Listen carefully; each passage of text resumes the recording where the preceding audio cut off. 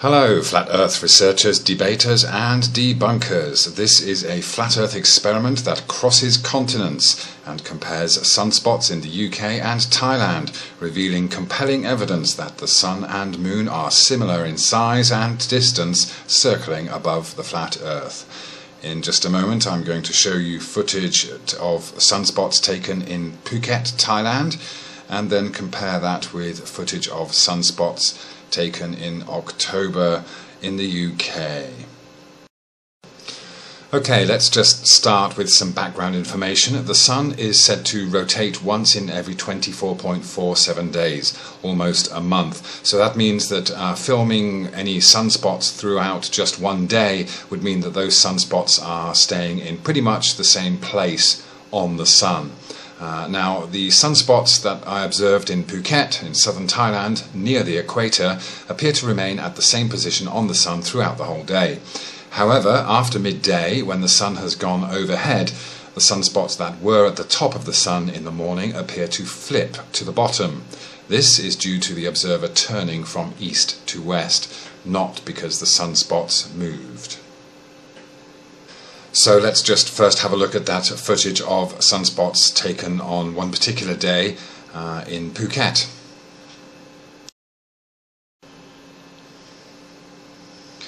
So here we have the Sun in the morning from my east-facing balcony. Of course, being on the equator, the Sun comes directly at you from the east, and you can see the sunspots at the top there.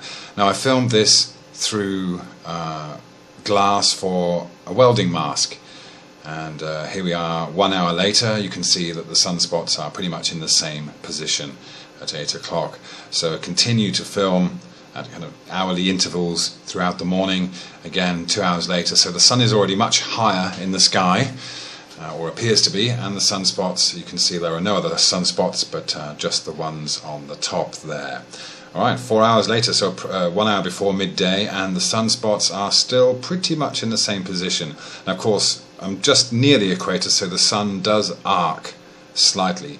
Now here I am looking directly up at midday, and the sunspots have kind of appear to have moved in a clockwise direction, but that's normal. Now 12:45, we can in a minute see that those sunspots are now at the bottom. So I've already turned around and now facing west, but still looking up, but facing west to see those. So whoop, they have flipped to the underside. Apparently, that's how they appear, just because I've had to turn around, but essentially they are still in the same place on the Sun. And now that the Sun has gone overhead, now it's 3 o'clock in the afternoon, so I'm having to face west from the west-facing balcony as the Sun goes away from me, and you will see that those sunspots are still on the underside. There we go. Okay. Alright, so they haven't really moved on the Sun, they've stayed in the same place. It's just the viewing perspective that has changed from east to west. Alright.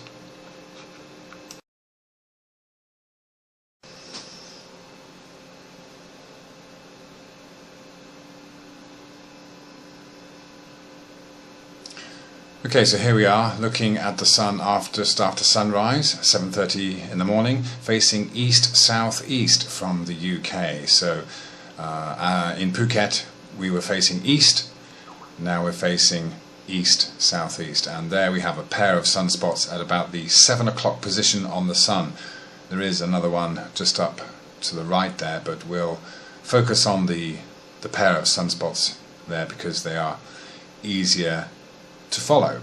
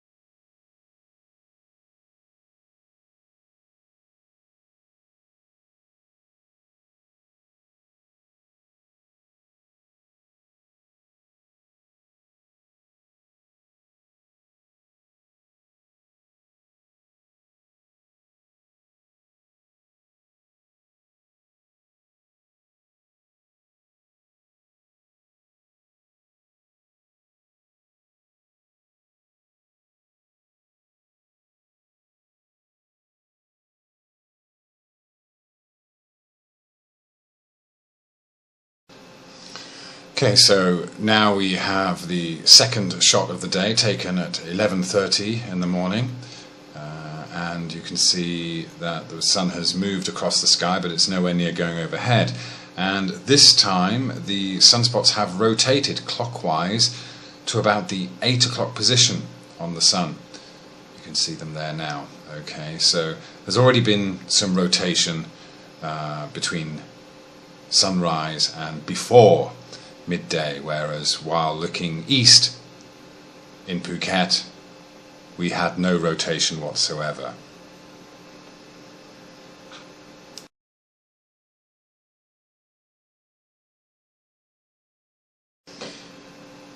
So I just thought I'd give you a panoramic shot from where the sun rose and the path it's taken until this is about just gone 1 o'clock in the afternoon.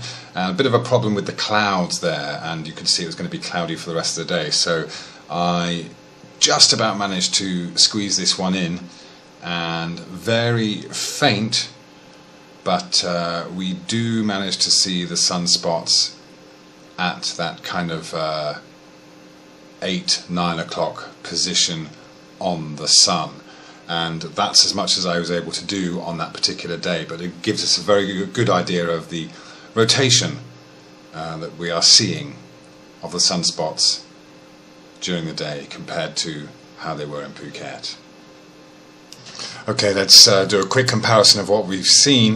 The sunspots viewed near the equator, looking from the east to the west, stay in a fixed position until midday, after which they appear to flip to the opposite side and stay fixed all afternoon. The sun appears to go directly overhead in Phuket. And then the sunspots viewed in the UK from the east-southeast to the west-southwest appear to rotate clockwise from sunrise until the afternoon. The sun appears to do an arc and does not go overhead. And then watching from the UK, the sun appears to arc. It does not go overhead. So we're going to have a look at how and why that happens, especially in relation to perspective, which is the real sticking point, it seems, with people that can't get their heads around the flat Earth model. So this next bit is for you guys.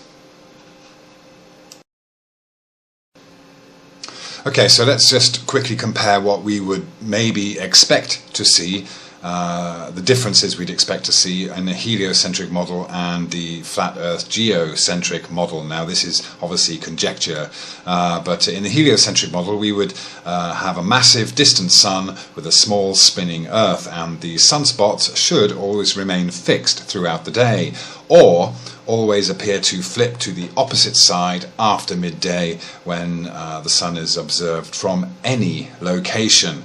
This is the one argument that defenders of the globe have given me against this particular phenomenon, that yes, of course you would expect to see the sunspots flip if you changed your viewing perspective. Okay, so we'll give the globalists that one. Now on the flat Earth we have a small nearby sun circling above a large stationary Earth. And the sunspots viewed at the equator appear to flip to the opposite side of the sun at midday as the sun passes overhead, east to west. Now the view of the sun from the north or south of the equator would then, well, we should see an arc, because we're talking about a smaller sun. So let's have a look at this issue of perspective, which seems to be a major stumbling block for a lot of people trying to get their heads around the flat Earth. So here we have a row of street lamps. Now, as we know, street lamps are usually in rows that are, all the street lamps are the same height, but as you can see here, we've got the ones off to the left and to the right getting smaller and smaller. So this can give us a number of different perspectives. We can look at this as a 2D image, like a humpback bridge in front of us, for example, where we're just going from the left up to the top and then back down again.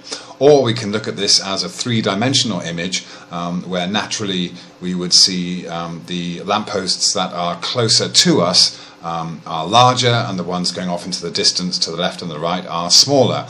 Now, this could be one straight row, let's say going east to west, left to right. Could be a straight row, but we're north of it and we're looking at that row, and of course the ones closest to us, right in front of us, would be larger, and the ones off to the left and the right would be further away, even though they're in a straight line. Or we can also look at this as the lampposts getting smaller off to the left and to the right, as being part of a larger circle that we can see just part of. We can imagine or perceive that there are more lampposts beyond the ones we can see, but they're so small now that we can't see them. Again, we've got to emphasize that the lampposts are all the same height, but of course we've drawn them here at different heights to give this 2D image a 3D or more realistic, more lifelike perspective. So let's keep in mind that in reality the lampposts are all at the same height. So we can imagine, for example, an aircraft, maybe not even passing overhead, passing from north to west in front of us, but that point where it's directly in front of us is where, even if the aircraft has maintained the same height from east to west, at its closest point to us it's going to be higher in the air, just like the lamps at the top of these lampposts.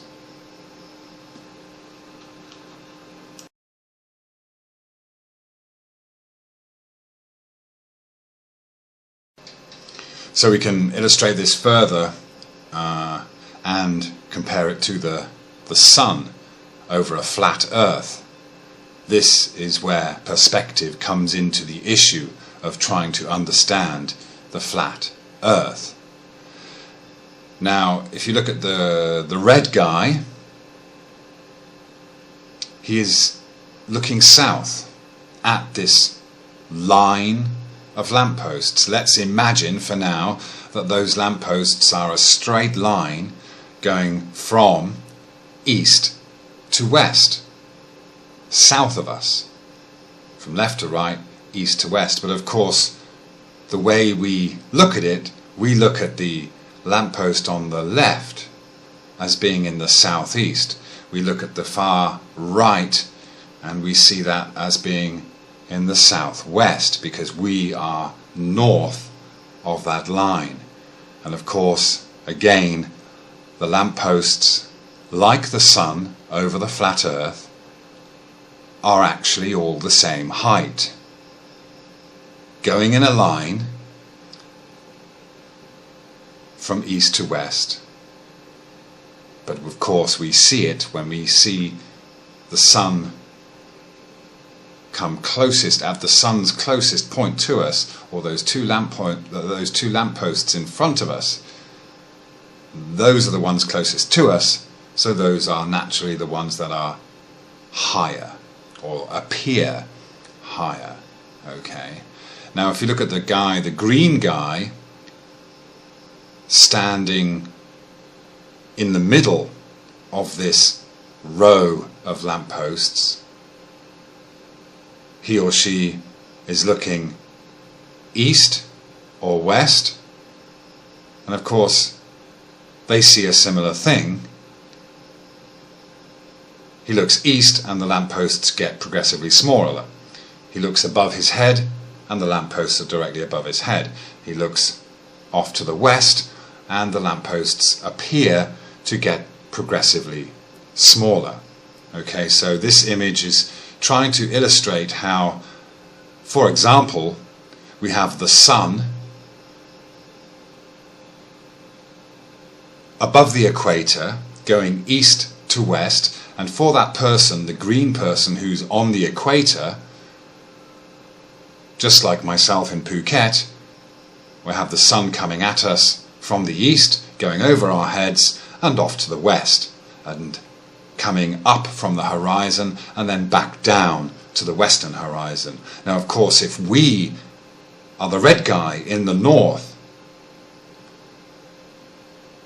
looking at the sun going east to west, we are actually going to see the sun appear in the southeast.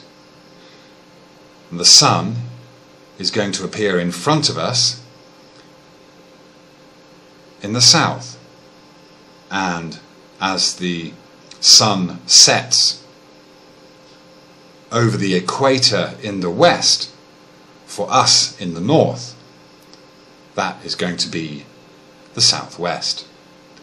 So this is how you can see an arcing sun from the north, watching a smaller sun maintain the same height as it goes around the equator.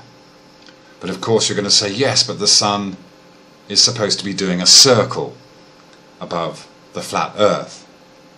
But then of course the earth is so large, and the part of that circle that we see is just a fraction.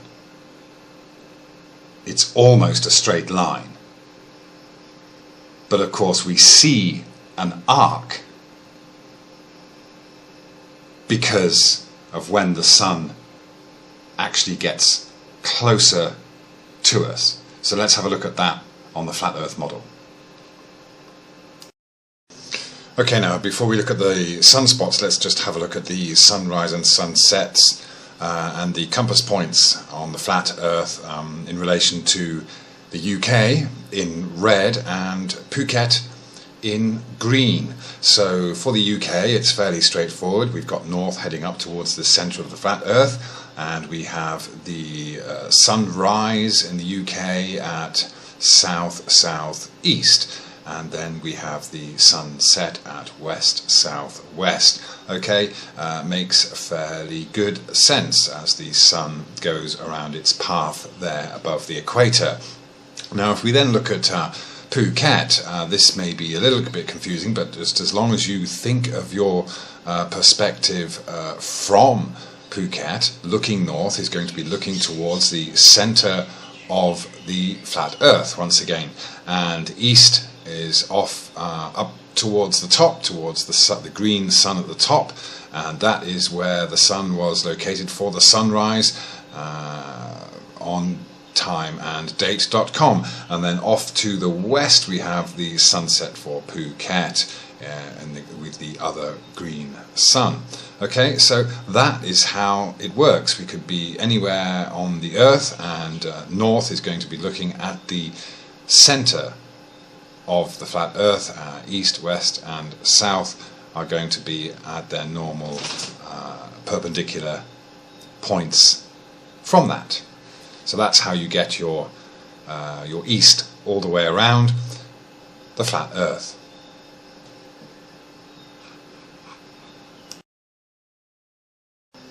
So let's just talk about the sun when it's at its closest point to us, even with the sun doing a circle. Now again, bearing in mind that the earth is very, very large, and the sun rising and setting is several hundred miles, if not thousands.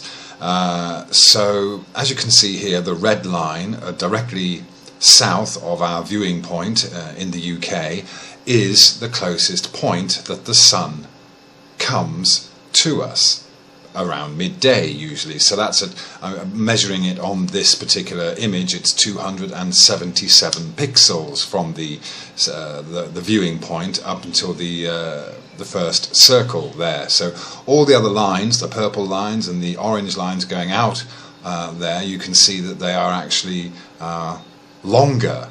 So this is what gives us the arcing effect of the sun, just like we talked about with the aeroplane coming towards us or the street lamps coming towards us from the distance. Whether they are in a straight line or slightly arced, we get even more of an arc due to our perspective. as we would do with an aeroplane coming towards us, appearing to come up from the horizon. As it gets closer, it's going to appear to be quite high in the air, even though it is maintaining a consistent altitude, just like the sun is said to above the flat Earth. Okay.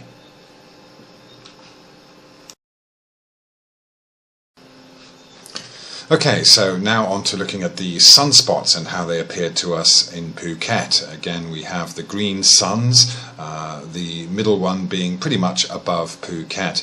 And I've illustrated this in a way that shows how the sunspots were on the top of the sun, and then at the top, and then we have the middle sun, and then the third sun there, representing how those sunspots flipped due to our change in viewing position from east to west.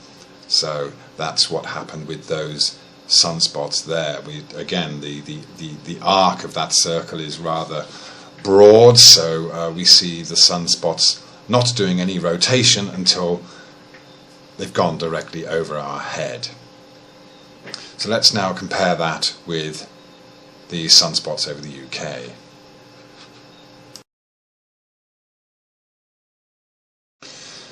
So as you can see on the red suns representing what we saw from the viewpoint of the UK, we have the sunspots rotating slightly, whereas the ones over Phuket don't really rotate, they just flip at midday. So although the sun is on the same path, because we are viewing from the UK and getting that arc at the point where the sun is closest to us, directly south of the UK, we then have this turning of the sunspots on the much smaller sun as it makes its way round on its circular path above the flat Earth.